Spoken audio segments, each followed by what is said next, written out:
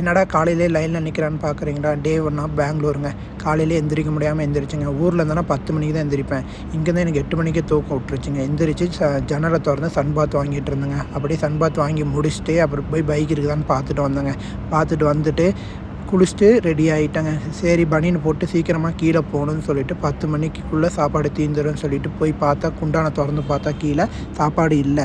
அட நம்மளுக்கு என்னடா வந்த சோதனைன்னு சொல்லிவிட்டு அப்புறம் சட்னி இருக்குதான்னு பார்த்துங்க, அதுவும் கொஞ்சமாக இருந்துச்சு. அது வடித்து தட்டில் ஊற்றிட்டு 2 தோசை லைனில் நின்று 2 தோசை வாங்கிக்கிட்டேங்க. வாங்கிட்டு மேலே வந்துட்டேன். மேலே வந்து சட்டையெலாம் அயன் பண்ணி முடிச்சுட்டு மாதம் ரெடி ஆகிட்டேங்க.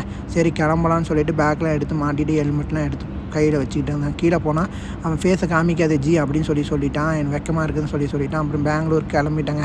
இன்றைக்கி மண்டேனால டிராஃபிக் கொஞ்சம் கம்மி தான். அதனால் ஜாலியாக மேலே போயிட்டு அப்புறம் ஒர்க் பண்ணிகிட்டு இருந்தாங்க. ஒர்க் பண்ணிட்டு கீழே வந்து லஞ்சு நான் சாப்பிட்டு ஃப்ரெண்டு வரணும் பார்த்துட்டு ஜூஸ் வாங்கி குடிச்சிட்டு டேவை முடிச்சிட்டேங்க.